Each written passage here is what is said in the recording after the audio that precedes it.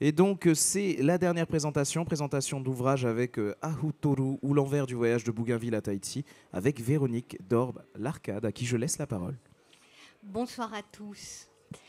Je veux commencer par poser une question un peu provocante et paradoxale, à l'image de ce qu'est, à mon avis, Aotourou. Profondément quelqu'un de surprenant, de provocateur quelque part, et en tout cas de paradoxal. Le premier paradoxe ou la première idée que je pourrais formuler à propos de lui et puis du livre dont je suis l'auteur, c'est que justement, est-ce qu'on peut prétendre être l'auteur d'un livre qui traite d'un personnage, d'une personne? Est-ce que ça n'est pas quelque chose de très prétentieux de se dire l'auteur d'un livre sur Aotourou? Alors, je vous rassure tout de suite, c'est vraiment quelque chose sur quoi j'ai travaillé avec sérieux, avec détermination pendant longtemps, et c'est bien moi qui ai tapé le tapuscrit. Mais ce que je veux dire par là, c'est que je crois que quand on écrit, quand on s'intéresse à une personne, on est saisi par elle. Et ce dont je pourrais, je crois, vous parler ce soir, c'est de la manière dont on peut être effectivement et profondément saisi par Aotourou. On a affaire à quelqu'un qui n'a jamais pris la parole, ou plutôt dont les paroles duquel n'ont pratiquement jamais été saisies. Il n'y a que quelques mots en tahitien qui ont été retenus, qu'il est authentiquement qu'on puisse retenir et tracer sur le pont du navire, le Mascarin, sur lequel il est mort, au large de Madagascar, à la fin 1771. C'est la seule parole, les seuls mots qu'on ait retenus de lui. On a affaire à quelqu'un qui est toujours resté silencieux. Or, il s'agit de quelqu'un dont on parle. Et non seulement on va parler de lui, mais on parle aussi à sa place. Et peut-être la troisième idée un peu provocante, un peu provocatrice, pour aller jusqu'au bout des mots, un petit peu paradoxale, sur lequel je voudrais attirer votre attention, c'est que c'est quelqu'un qui n'a pas tout dit.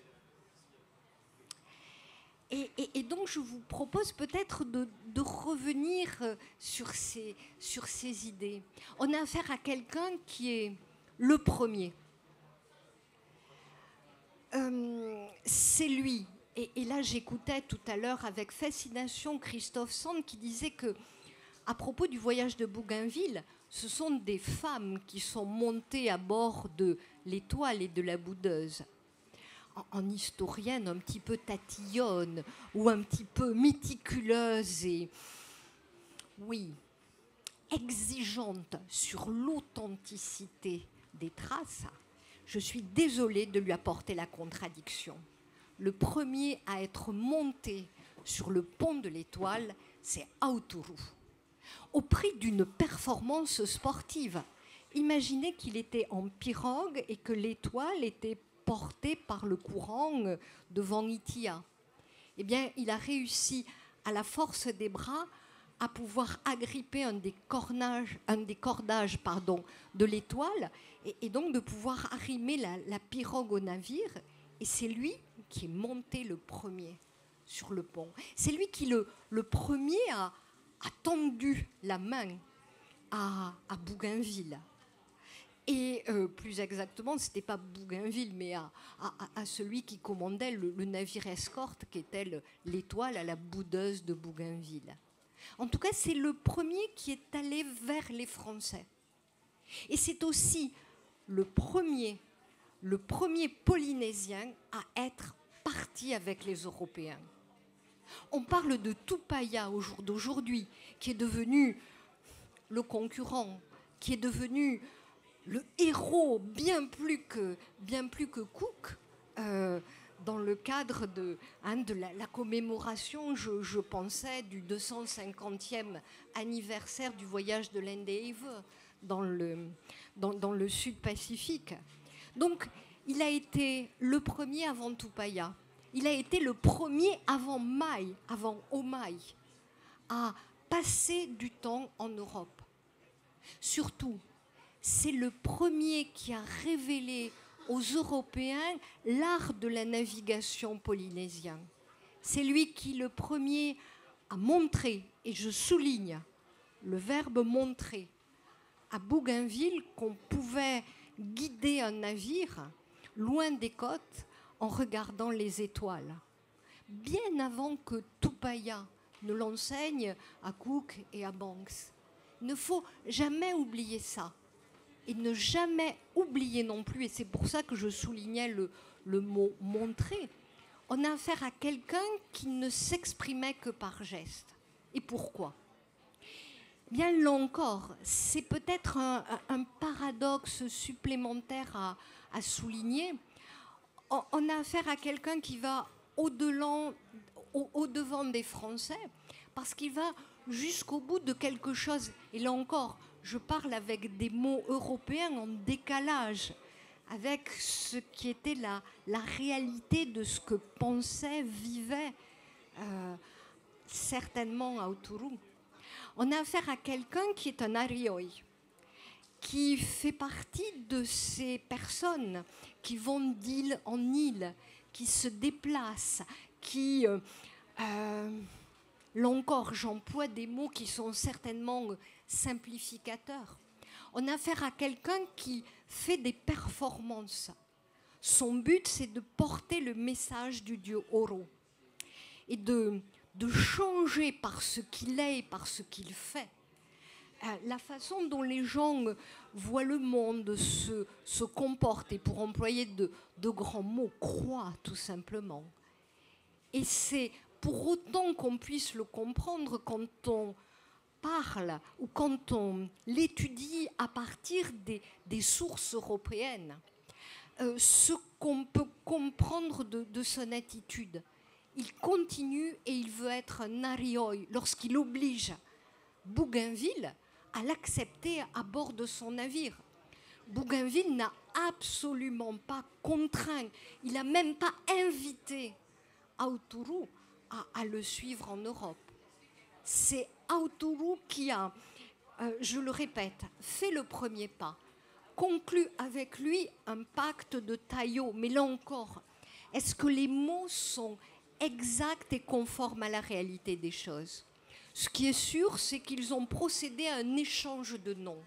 Si bien que dans les ouvrages que vous avez pu feuilleter, Aotearoa non seulement est très souvent orthographié d'une façon assez fantaisiste, qui rend compte de la manière européenne et plus exactement française de prononcer son nom tahitien de Aotearoa. Je ne suis même pas sûre, moi, de bien encore le prononcer. Mais on a affaire à quelqu'un qui est très souvent appelé Putaveri. Pourquoi ? Parce que dans le cadre de ces amitiés cérémonielles qui caractérisent le moment du contact avec les Européens, on échange les noms, et Putaveri, c'est la déformation, ou plutôt la prononciation à la tahitienne du nom français, du patronyme français de Bougainville. En fait, si, en tant qu'historienne, je voulais prolonger l'exigence dont je vous parlais tout à l'heure, en fait, il faudrait appeler, après l'escale à Tahiti, en 1768, il faudra appeler Bougainville Aotearoa.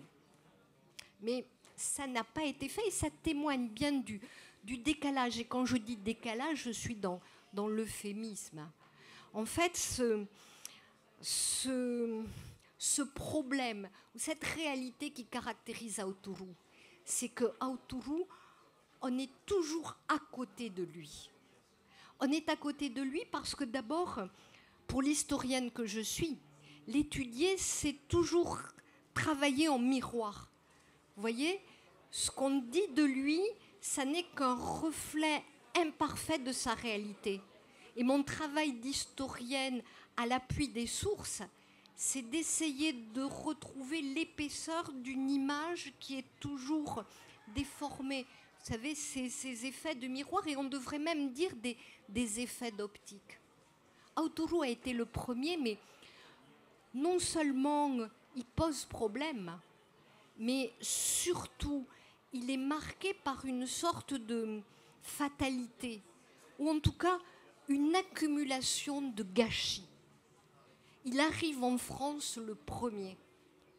Mais le caractère exceptionnel de la venue du premier Tata Tahiti, du premier Polynésien en Europe, passe complètement à côté des contemporains de la France de Louis XV. On est, quand il arrive en France, au moment de la disgrâce de Choiseul. Vous vous souvenez du duc de Choiseul, le maître de la politique extérieure de la France après la terrible défaite de la guerre de 7 ans, qui a humilié le royaume, qui l'a mis dans une situation non seulement géopolitique dramatique.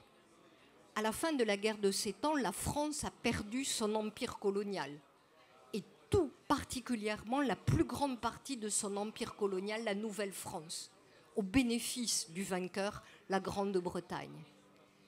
Mais surtout, la guerre de 7 ans a coûté très cher au royaume, qui est ruiné, qui est durablement ruiné. Et non seulement ruiné, mais en proie à une profonde crise gouvernementale. Quand Bougainville rentre en Europe, le duc de Choiseul, qui est son protecteur, il est en train d'être évincé du pouvoir. C'est l'époque où, derrière la nouvelle favorite, Jeanne du Barry, il y a une autre équipe, une autre orientation gouvernementale qui essaie de faire face aux problèmes multiformes, multidimensionnels que rencontre le royaume. C'est ce qu'on peut mettre en évidence comme étant une cause forte du fait que le caractère exceptionnel du voyage de Autourou soit complètement et était complètement occulté. Il faut penser aussi qu'il arrive dans une France qui est la France des Lumières, la France où les Lumières sont portées par des salons, où il s'agit de faire démonstration forte d'esprit. Et imaginez un Bougainville qui se trouve dans cette situation très difficile où il n'a plus de protection à la cour à cause de la disgrâce du ministre Choiseul, alors qu'on le considère avec méfiance parce que c'est quelqu'un qui, vétéran de la guerre de 7 ans, est marqué par le poids de cette défaite qui l'a conduit à abandonner sa carrière d'officier de l'armée de terre pour devenir un petit peu un officier de marine improvisé. Il a, improvisé véritablement son tour du monde. On ne le prend pas au sérieux dans les milieux intellectuels, dans les milieux savants, qui, sont les plus influents dans les salons. Imaginez Bougainville amenant Autourou dans ces milieux où le jeu de mots, l'expression juste font toute la différence. Il amène quelqu'un qui est différent, quelqu'un qui l'a vêtu avec des habits européens, quelqu'un qui est un danseur, quelqu'un qui est un pantomime et qui n'a pas la possibilité de jouer avec les tatouages, qui dans sa société l'identifie comme quelqu'un appartenant au plus haut, à l'élite. Là, il est obligé de parler par geste dans une société où parler par geste, c'est le propre des amuseurs, des clowns. Imaginez Bougainville qui parle de ce qu'il a vécu dans le Pacifique Sud, qui parle à la place de Autourou qui se tait. Mais pourquoi Autourou se tait ? Pourquoi est-ce qu'il continue à être le danseur et le comment dirais-je, celui qui fait de la pantomime, celui qui est un mime ? Parce que justement, c'est quelqu'un qui appartient au plus haut de la société polynésienne, qui a la conscience d'avoir une dignité et un rang. Et il sait très bien qu'il prononce mal le français. On l'amène visiter, et c'est tout à fait éloquent, si je puis dire, de ce point de vue-là, un grand spécialiste des sourds-muets, qui identifie tout à fait qu'il n'a aucun problème relevant de ce type de handicap. Simplement, il refuse de parler français parce qu'il parle mal français. Et puis surtout parce que lui, il s'exprime beaucoup mieux et il reste ce qu'il est, un Arioi et un Tata Tahiti, bien justement en s'exprimant autrement que les Européens et que les Français. Et imaginez que Bougainville, dans les salons, pour attirer l'attention, il va mettre le doigt sur le fait que Aotourou est quelqu'un qui est très passionné par les choses de la chair et que son grand but, c'est de se rapprocher des personnes féminines pour justement créer des liens très proches avec elles. Et vous imaginez comment dans la France libertine de l'époque des Lumières, évidemment cela séduit, mais contribue un petit peu à... Quand je dis un petit peu, vous voyez, là encore je suis dans l'euphémisme, à donner une image fausse de Aotourou. Aotourou, c'est un Arioi. Et justement, dans le cadre de ses performances, de ce qui fait de lui quelqu'un qui vit autrement que le reste de la population de l'île de Tahiti ou des autres îles, c'est que justement, il a le comportement, y compris dans sa, comment dirais-je, dans sa vie affective. Je veux parler comme une vraie dame avec la réserve qui s'impose.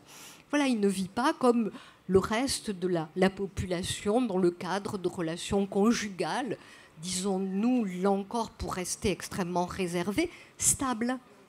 Or, justement, présenter Aotourou en France dans les salons comme un satyre, ou à peu près, ou un obsédé de la chair, c'est quelque chose qui n'est absolument pas en adéquation avec ce qu'il est.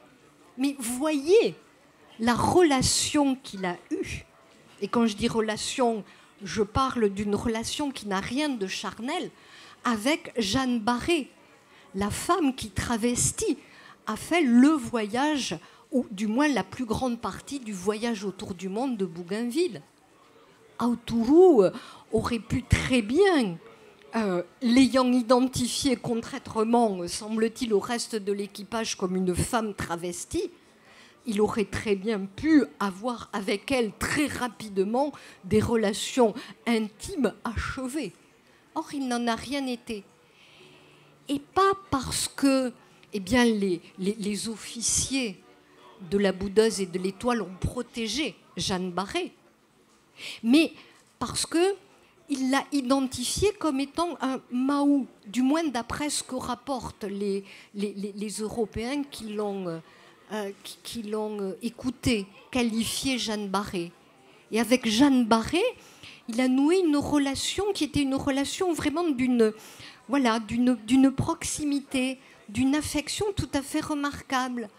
Alors qu'il a été profondément déprimé en s'apercevant que, contrairement à ce qu'il estimait, Bougainville n'allait pas aller à travers l'archipel de la société, comme, ou du moins des îles, comme le faisaient les convois de Arioi, mais partait vers des mers inconnues, des destinations une destination que n'imaginait même pas Aotourou. Alors qu'il était profondément déprimé, c'est auprès de Jeanne Barré qu'il a trouvé justement quelqu'un qui le coiffait, quelqu'un qui lui apportait sans doute ces gestes qui font que quand on est extrêmement déprimé, on peut voir qu'on n'est pas tout à fait seul. Et cette relation avec Jeanne Barré, c'est certainement une des raisons qui a contribué à rendre particulièrement difficile les conditions de son rapatriement vers Tahiti qui n'a pas abouti. À l'île de France, ce qu'on appelle aujourd'hui l'île Maurice, en fait, il espérait retrouver Jeanne Barré. Jeanne Barré, en fait, c'était scandaleux qu'une femme ait été embarquée. Et donc, dans la dernière portion du voyage avec Philibert Commerson, qui était le patron de Jeanne Barré, qui avait couvert, si je puis dire, son embarquement clandestin. Commerson et Jeanne Barré ont donc été sérieusement invités à rester à l'Île-de-France. Mais je reviendrai sur cette histoire, parce que mon but, c'est de vous expliquer que donc Bougainville parle à la place de Aotourou. Surtout, on va parler de Aotourou. Pourquoi? Parce que Bougainville, qui est aux abois financièrement, eh bien, il va trouver un moyen de s'en sortir. Non seulement financièrement, je le souligne ou je le rappelle, mais surtout pour retrouver du crédit dans les salons, en publiant le récit de son voyage autour du monde. Un voyage certainement extraordinaire, mais un voyage qui n'a apporté aucun des résultats escomptés, et notamment le repérage de nouvelles terres ou de nouvelles îles capables de fournir une alternative à ces colonies perdues après la guerre de 7 ans, et notamment le Canada. Point d'épices, point d'île à sucre repéré par Bougainville lorsqu'il rentre en France à l'horizon de 1770. Plus exactement 1769. Donc, sa grande idée, et le livre est publié pratiquement 2 ans après son retour, donc Bougainville va écrire un des livres à sensation. On dirait aujourd'hui un best-seller. Il va faire de son voyage autour du monde, qui est une vraie catastrophe, un vrai ratage. N'ayons pas peur des mots, même s'ils exagèrent un peu. Il va en faire quelque chose d'extraordinaire. Les 10 petits jours qu'il a très difficilement passés à Tahiti, sans rien comprendre ou à peu près à la réalité des choses. En fait, il va en faire une partie centrale, la partie essentielle de son livre, qui attire parce qu'il fait justement de Tahiti quelque chose qui correspond à ce dont parlent les philosophes, à ce dont parle Rousseau, d'une société qui serait restée fidèle, non pas à un idéal de l'humanité primitif, mais en tout cas quelque chose qui ressemblerait à une société qui n'est pas urbanisée, qui n'est pas enrégimentée ou enréglementée comme peut l'être la société pervertie du XVIIIe siècle. Et donc, Bougainville, ce qu'il écrit est vraiment en écho, en adéquation avec une sensibilité, avec cette aspiration à se démarquer de ce malaise profond qui touche cette Europe des Lumières, où il y a quelque chose comme une haine de soi, une haine de ce qui fait la réalité de cette Europe de la deuxième moitié du XVIIIe siècle. Et la venue d'Aotourou en Europe, ça va être finalement à partir de ce récit fictionnalisé, on peut le dire, du voyage autour du monde de Bougainville, le prétexte justement à parler de tout ce qui ne va pas en Europe.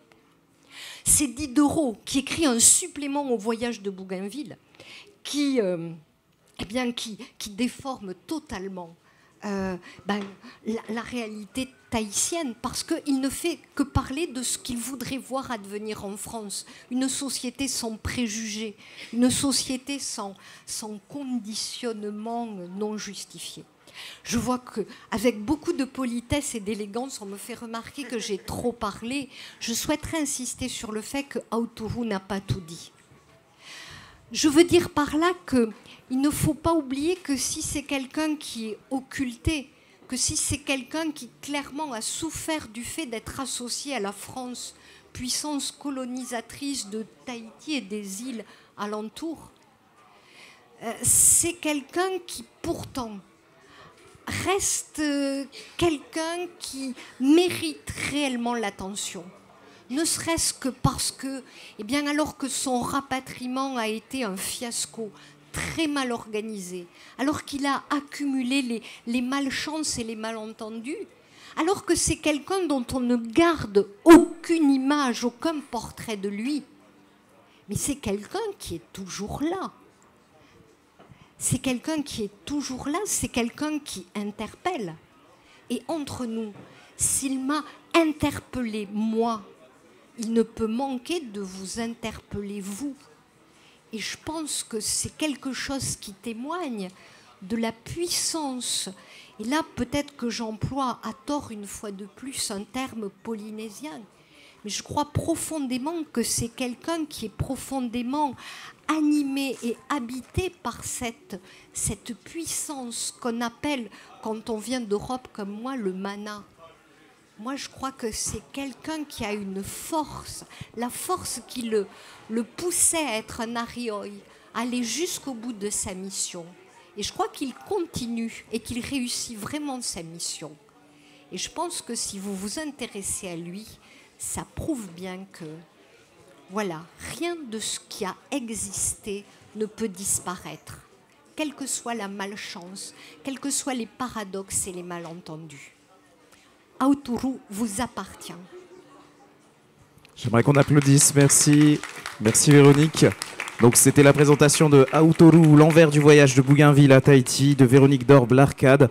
Comme on a